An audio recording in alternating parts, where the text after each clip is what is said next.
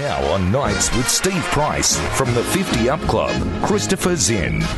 Indeed, we talk to Christopher every Thursday night. How are you, Mr. Zinn, from the 50UP Club? I'm very well. I'm in my home, my detached home, looking out at the world. And well, you need to get out. You need to get out of there and give it to some young couple who want to move their children in. Well, we've still got children who are here, so I hope that we're not going to be bullied out by the blame game or whatever. But hopefully, once they turn 18, who knows? We might be at risk. Sure is a blame game. Sydney Morning Herald headline this week for our older listeners listening across Australia: Housing Crisis Report says backyards for children are vanishing as oldies stay put.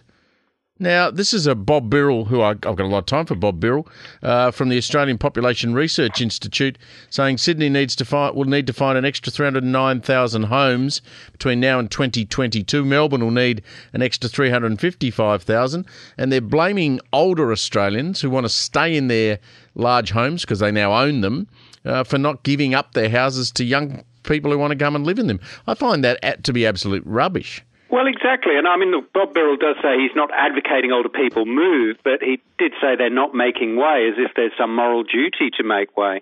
I mean, look, obviously there's big problems with housing, planning, affordability, but I don't think you can sheet those home to people who might care to live in particular suburbs, in particular houses where they've had kids, dogs, communities, healthcare. I think less and less people are growing up and they want to, move up the coast. Many of them are presumably staying put. And while there are policy levers you can pull to perhaps make it, encourage them to leave, this idea that they have to, or we have to put the family home in the pension assets test to somehow force them to go or whatever, I think it does smack of a blame game. Yeah, no politician will be game enough to do that. I have seen in recent times that there's almost a reverse trend happening. We had the seascape and the treescape idea that you would leave the big cities, you'd head off to a country town somewhere or a coastal town, and you'd live in a cheaper house and you'd have a much quieter and simpler life minus the traffic. Problem with that is that a lot of older Australians, one of the most important things to them is contact with their families, and clearly there's work in the cities, not so much work in the bush. So if you leave town, you leave your family behind. The other thing is health services. Now, you go and live in a rural community, and I've got a mother-in-law who lives in Wangaratta. That's a biggish, country town, but the health services are nowhere near as good as you'll find them in Melbourne, Sydney or Brisbane. Yeah, and then I suppose people will blame the doctors who all want to live in the inner cities of the suburb and not servicing the other hospitals. I mean, look, this is really what we have planning for, and there is obviously an issue. Home ownership, there was another report out this week, home ownership at its lowest rates for 50 years, and this has been going on for the past 50 years, decline in home ownership. So it's not just the over 50s are moving, but I think if you own anything in an asset, and if you care not to do what has happened before, if you want to make your own choices about where you live or who you live with or whatever, that should really be your business. And if there is some sort of market or policy failure, then it's really up for the authorities to try and come up with some fair, sensible and realistic suggestions. And the way it works in practice is, we've seen this in Melbourne, Sydney and Brisbane.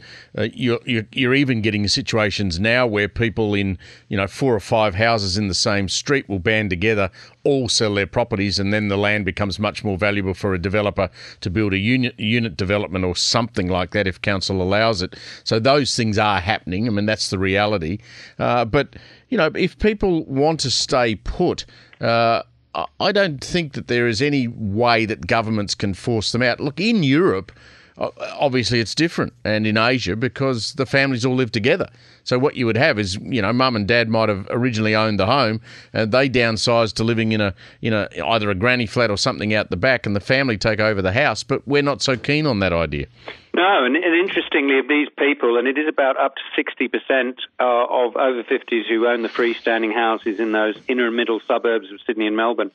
But actually, nearly all of them intend to stay till they're 75 and above. You know what? Because they like it, because they can. And I think perhaps in some ways that's something to celebrate in terms of independence. Now, if it is a rational allocation of bedrooms and garden space to those who need them, that's a fair enough question. But I think the idea that somehow we should dabble with pension assets test and stamp duty and move it on to a land tax that everyone pays year on year, as opposed to a stamp duty which you pay when you move to reduce the transaction cost of moving, No, those are pretty big calls, and it would seem to me that shifts a lot of the burden onto the over 50s who perhaps don't move house so often. Forget all that. And the best thing I saw written about this week, Christopher's in, was...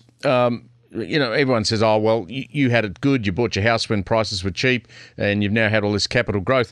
You had to pay your mortgage through many years when there was interest rates nearing 17, 18%, not at the 2% there or 2.5% or 3.5% that they're at now. So you've battled hard and saved and gone without to keep that house. Yeah, and not to mention, a lot of these suburbs, as Michael O'Neill from the Seniors pointed out, were fairly humble. Yeah. So they have risen through time, perhaps through the efforts and community building of the people who live there. So look, there's a lot to consider. We've got a snap poll on the 50UP website to ask you if you feel guilty or you feel you should move. So it'll be interesting. What's the website address again? On that. It's 50upclub.com.au and I would urge 50 with an FIFTY. I urge all our listeners right around the country to jump on board there and put your vote in. Great to catch up with you as usual. To pull money out of our pockets further.